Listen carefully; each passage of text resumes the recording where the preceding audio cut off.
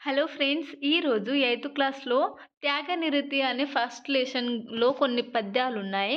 ఎందుకంటే TET డీఎస్సీలో first మనకొక పద్యం ఇచ్చి కింద క్వెషన్స్ ఇస్తారు. మనం చాలా సార్లు పద్యంలోనే ఆన్సర్ ఉంటది.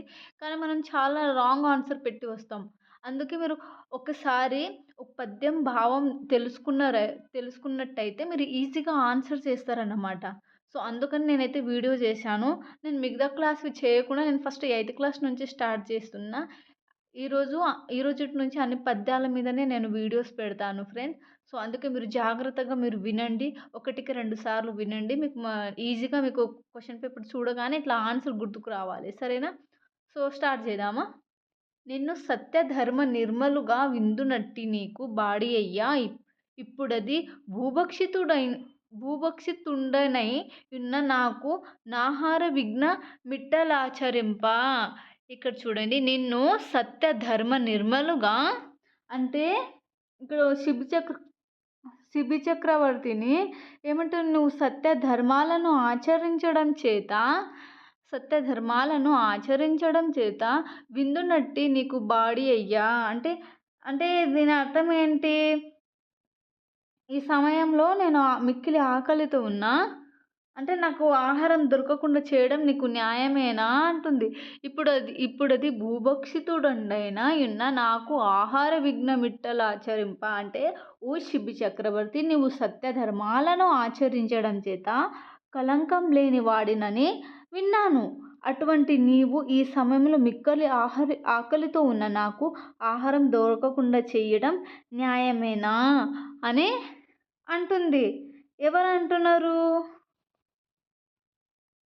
ఎవరంటున్నారంటే శిబి చక్రవర్తికి డేగా అంటుంది. ఎందుకంటే యాక్చువల్లీ ఈ పాఠం ఉన్నది కదా! ఈ పాఠం ఎలా ఉందంటే మన ప్రాచీన సాహిత్యంలో నైతిక విలువలకు ఎంతో ప్రాధాన్యం ఉన్నది. మన ప్రాచీన సాహిత్యంలో నైతిక విలువలకు చాలా ప్రాధాన్యం ఉన్నది కదా! సో, భారత రామాయణంలో ఉత్తములైన రాజుల కథలను వివరిస్తారు. ఏం చేస్తారు? ప్రాచీన కాలంలో కొందరు ఉంటారు కదా! మనం నార్మల్‌గా ఆహ్, మనం ఎవరైనా ఇట్లా ఆడుకోవడానికి వస్తారు కదా! భజన చేసుకుంటూ, ఒక వీణ వాయించుకుంటూ అంటే వాళ్ళు రామాయణ పాటలు, కొందరు కథలు ఇట్లా చెప్పుకుంటూ వస్తారన్నమాట. సో, రామాయణాలు ఉత్తములైన రాజుల కథలను వివరిస్తాయి. వారిలో శిబి చక్రవర్తి త్యాగగుణానికి తార్కాణంగా నిలుస్తాడు. శిబి చక్రవర్తి త్యాగగుణానికి తార్కాణంగా నిలుస్తాడన్నమాట. తనను ఆశ్రయించిన ఒక పావురాన్ని డేగ నుండి రక్షించడానికి తన ప్రాణాలను సైతం లెక్క చెయ్యడు. శిబి చక్రవర్తి ఏం చేస్తారు? ఒక డేగ నుంచి ఒక పావురాన్ని రక్షించడానికి తన ప్రాణాలను కూడా లెక్క చేయడనమాట. అది ఎట్లనో తెలియజేసే పాఠమే త్యాగనిరతి పాఠం అన్నమాట. ఈ పద్యంలో దాని గురించే ఉంటది. కాబట్టి మీరు ఒకటికి 2 సార్లు పద్యాలు జస్ట్ ఇట్లా చూసుకోండి. వాటి భావం అనేది తెలుసుకోండి. ఇప్పుడు నేను చెప్తున్నా కదా! మీనింగ్స్ పద్యం కింద. సో, మీరు ఒకసారి భావం కూడా రాసుకోండి వీలైతే మీకు అంత ఓపిక ఉంటే. సరేనా? సో, నెక్స్ట్ పద్యం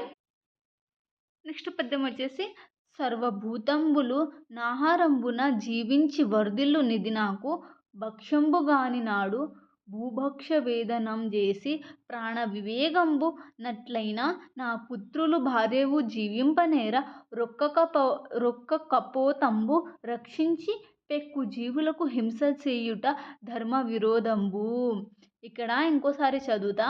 సర్వభూతంబులు నాహారంబున జీవించి వర్ధిల్లు నిధి నాకు భక్షంబుగాని నాడు భూభక్ష వేదనం చేసి ప్రాణ వివేగంబగు నట్లైన నా పుత్రులు భార్యవు జీవింపనేర రొక్క కపోతంబు రక్షించి పెక్కు జీవులకు హింస చేయుట ధర్మ విరోధంబు. ఈ పద్యం యొక్క మీనింగ్ ఏంటి అంటే అన్ని ప్రాణాలు కూడా ఆహారం మూలంగానే బతుకుతూ వృద్ధి పొందుతాయి. సర్వభూతంబులు అన్ని ప్రాణాలంటే సర్వభూతంబులు నాహారమున అంటే ఆహారం మూలంగానే బతుకుతూ వర్ధిల్లుతాయన్నమాట. సో, భక్షంబు గాని నాడు భూభక్ష వేదనం చేసి ప్రాణ వివేగంబునట్లైన నా పుత్రులు భార్యవు జీవింపనేర రొక్క కపోతంబు రక్షించి పెక్కు జీవులకు హింస చేయుట ధర్మ విరోధంబు. అంటే అన్ని ప్రాణాలు కూడా ఆహారం మూలంగానే బతుకుతూ వృద్ధి పొందుతాయి.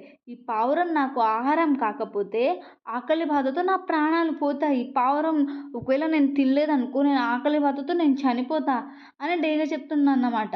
అట్లయితే నా పిల్లలు, భార్య కూడా బతుకుజాలరు.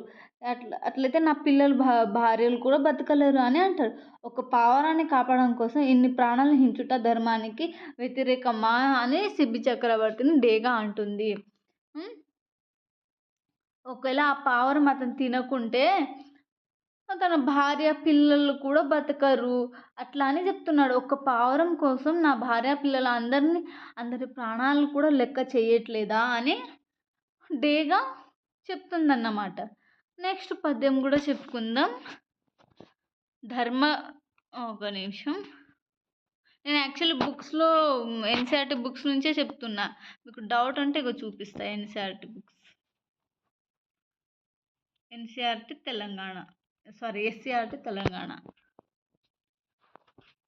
నెక్స్ట్ పద్యం వచ్చేసి ధర్మజ్ఞులైన పురుషులు ధర్మమునకు బాధసేయు ధర్మము నైనన్ ధర్మముగా మదిదలపరు ధర్మము సర్వంబునకు హితంబుగా వలయున్. చాలామంది అనుకుంటున్నారు నాకు తెలుగు రాదని. నిజంగా నాకు తెలుగు రాదండి. నేను ఎక్కువ మహారాష్ట్రలో ఉండి వచ్చిన కాబట్టి నాకు తెలుగు అనేది కొంచెం తొందరగా అలా స్పీడ్గా చెప్పలేను అన్నమాట. సో మీరేం అనుకోకండి. అయినా నేను తెలుగులో మంచిగానే చెప్తున్నా అని నాకు అనిపిస్తుంది. సో మనం స్టార్ట్ చేద్దామా.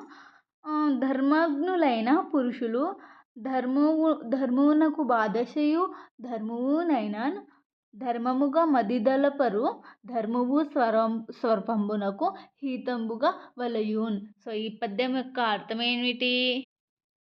సో దీని యొక్క అర్థం ధర్మం తెలిసిన వారు ధర్మానికి, అంటే ధర్మజ్ఞులైన పురుషులు ధర్మం తెలిసిన వారు అన్నమాట. ధర్మానికి, ధర్మమునకు కీడు చేసే ఎటువంటి ధర్మానైనా ధర్మమని మనసులో తలుచుకొని ధర్మం అనేది అన్నింటికి మేలును కలిగించేదిగా ఉండాలి. ఇక్కడ ఏంటి? ధర్మజ్ఞులైన పురుషులు ధర్మం తెలిసిన వారు ధర్మానికి కీడు చేసే ఎటువంటి ధర్మాన్నైనాను ధర్మమని మనసులు తలుచుకోరు. ఏ ధర్మం చేసినా ఇది ధర్మం అని అస్సలు అనుకోరు. ఒకవేళ ఒకరికి సాయం చేస్తున్నాం అనుకో, నేను సాయం చేయలేదు జస్ట్ ఇచ్చిన అలా అనుకుంటారు అన్నమాట. కానీ నేను ఒకరికి సాయం చేసిన అని అనుకుంటూ హ్యాపీగా ఫీల్ అవుతూ అందరికీ షేర్ చేసుకుంటూ ఉండరన్నమాట. వాళ్ళు ధర్మం అనేది అన్నింటికి మేలును కలిగించేదిగా ఉండాలి. అందరికీ మేలు కలిగించి నేను ఒకరికి ధర్మం చేసిన, ఒకరికి నేను సాయం చేసిన అని ఇట్లా చెప్పుకుంటూ వెళ్తే అది ధర్మం చేసినట్టుగా ఉండదు. అదేదో ఇలాగే షో చేయడానికి చేసినట్టు ఉంటుంది. సో మనం ఎవరికైనా దానం చేసినా మనం దానం చేసినామని అలా చెప్పుకోకూడదు. మనం దానం చేసి వదిలిపెట్టాలి అంతే. అది అంటారు నిజమైన ధర్మం. సో ఈ వీడియో ఇంకా లెంత్ ఎక్కువైతే మీకు కూడా ఇంట్రెస్ట్ పోతుంది. కాబట్టి నేను 3 పద్యాలను తీసుకొని వీడియో చేశాను. నెక్స్ట్ ఈ లెసన్లో పద్యాలు మొత్తం కంప్లీట్ చేయడానికి ట్రై చేస్తాను. సో నెక్స్ట్ వీడియోలో ఇంకో పద్యంతో కలుద్దాం. సో నా వీడియోస్ లైక్ చేయండి ఫ్రెండ్స్. నాకు కూడా కొంచెం లైక్ చేస్తే నాకు కూడా కొంచెం హ్యాపీగా ఉంటుంది. ఇంకో విషయం, నా ఛానల్లో 3rd, 4th క్లాస్కి సంబంధించిన వీడియోస్ ఉన్నాయి. మళ్ళీ గ్రామర్ పాయింట్స్ మీద కూడా చేశాను, నానార్థాలు వగైరా. ఇంకా వీడియోస్ ఇంకా చాలా చేయబోతున్నాను. సో నా ఛానల్ని విజిట్ చేసినట్టయితే మీకు అన్ని వీడియోస్ నేను అందిస్తాను. ఇంకా ఇంగ్లీష్ సబ్జెక్ట్, మ్యాథ్స్ అన్నీ స్టార్ట్ చేస్తాను ఫ్రెండ్స్. సో నా వీడియో చూసినందుకు థ్యాంక్ యూ, ధన్యవాదాలు.